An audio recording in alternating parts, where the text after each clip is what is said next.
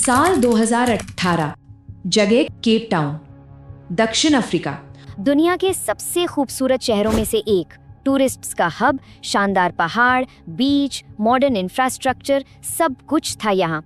लेकिन ये शहर एक ऐसे खतरनाक संकट का सामना कर रहा था जिसके बारे में शायद ही किसी ने सोचा होगा।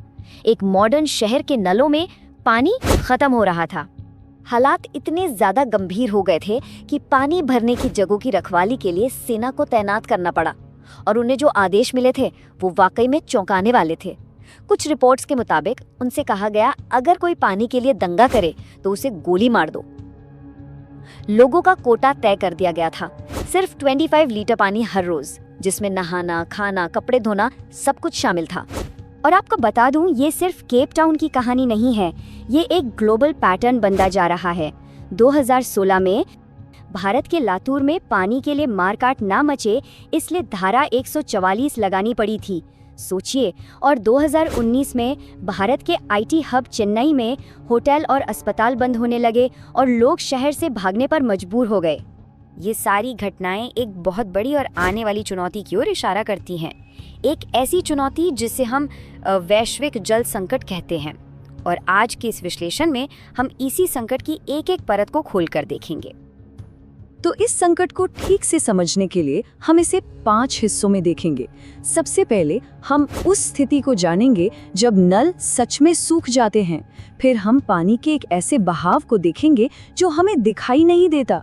इसके बाद हम उन सिस्टमैटिक फेलियर्स को समझेंगे जो इस संकट को और बढ़ा रहे हैं, और ये भी जानेंगे कि कैसे पानी एक हथियार बन रहा है। और आखिर में हम समाधान की ओर देखेंगे। तो पहला सवाल, जब नल सूखते हैं तो असल में होता क्या है? देखिए, समस्या की जड़ ये है कि हमारे इस ग्रह पर इस्तेमाल करने लायक जो ताज़ा पानी है उसकी मात्रा बहुत ही तेज़ी से घट रही है। ये आंकड़ा शायद आपको हैरान कर दे, लेकिन धरती पर मौजूद कुल पानी का सिर्फ 0.007% ही हमारे इस्तेमाल के लायक है। अगर आप सोचें कि धरती का सारा पानी एक बाल्टी के बराबर है, तो हम 83 करोड़ लोगों के लिए सिर्फ एक बूंद पानी ही उपलब्ध है। इसे ना एक बैंक खाते की तरह समझिए। जमीन के नीचे ये जो पानी है, ये हजारों सालों में बूंद बूंद करके जमा हुआ था, लेकिन हम इसे निकालने की रफ्तार इतनी बढ़ा चुके हैं कि प्रकृति उसे उतनी तेजी से भर ही नहीं पा रही। मतलब हम लगातार अपने पानी के बैंक खाते से ओवरड्राफ्ट कर रहे हैं और अब वो खाली होने की कगार पर है।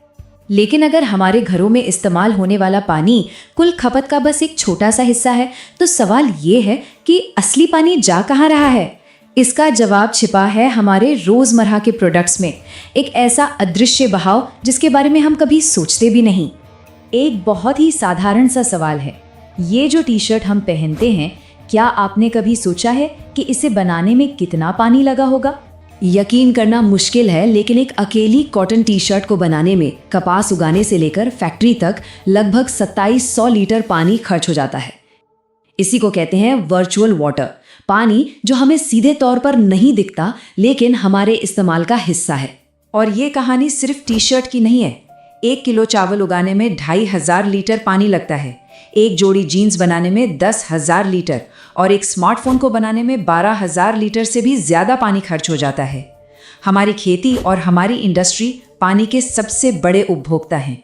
तो ये जो पानी की खपत है, ये सिर्फ हमारी व्यक्तिगत पसंद का नतीजा नहीं है, ये एक बहुत बड़े संकट का हिस्सा है जो सिर्फ पानी की कमी से नहीं बल्कि हमारी व्यवस्था की नाकामियों से बना है, जिसमें गलत नीतियां, बढ़ता प्रदूषण और विनाशकारी राजनीति सब कुछ शामिल है।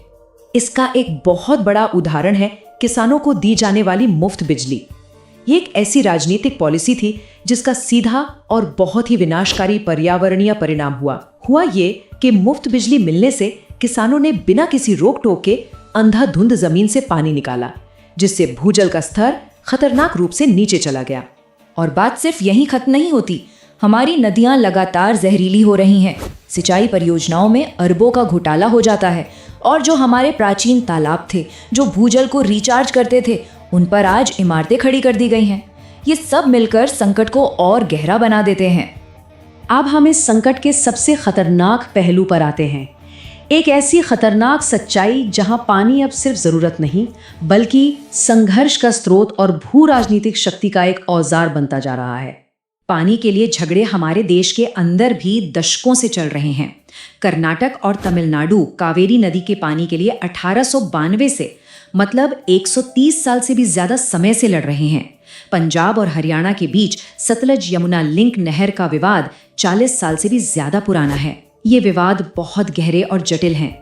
और ये संघर्ष अब सिर्फ देश की सीमाओं के अंदर नहीं है बल्कि बाहर भी फैल चुका है। चीन ने अपने देश में 98,000 से ज्यादा बांध बनाए हैं, जबकि अमेरिका में 9,000 और भारत में लगभग 5,000। तिब्बत पर कब्जे के साथ चीन एशिया की बड़ी बड़ी नदियों के उद्गम को कंट्रोल करता है, जो भारत और दूसरे दक्षिण पूर्व एशियाई देशों के लिए एक बहुत बड़ा खतरा है। पानी की कमी को सीधे सीधे राष्ट्रीय सुरक्षा से भी जोड़ा जा सकता है। 2006 से 2010 के बीच सीरिया ने अपने इतिहास का सबसे भयानक सूखा देखा। जब तुर्की ने पानी का प्रवाह रोका तो लाखों किसान शहरों की ओर भागने लगे, जिससे बेरोजगारी और भुखमरी बढ़ी और इसी ने आइसिस जैसे खतरनाक आतंकी समूहों के लिए जमीन तैयार की। तो क्या स्थिति वाकई में इतनी निराशाजनक है? क्या कोई उम्मीद नहीं बची? नहीं, ऐसा जरूरी नहीं है। अब हम उन समाधानों पर नजर डालते हैं जो हमें इस संकट से बाहर निकाल सकते हैं। सबसे पहले ये समझना जरूरी है कि क्लाउड सीडिंग और डिसैलिनेशन जैसे जो फैंसी तकनीकी इलाज बताए जाते हैं, वो भारत जैसे बड़े देश के लिए कोई पक्का समाधान क्यों नहीं है। क्लाउड सीडिंग कोई नया पानी नहीं बनाता और डिसैलिनेशन यानी समुद्री पानी को साफ करना बेहद महंगा और बहुत ज्यादा एनर्जी लेने वाला प्रोसेस है। असली समाधान एक मल्टी डायमेंशनल अप्रोच में है, जहां हर कदम एक दूसरे से जुड़ा हो।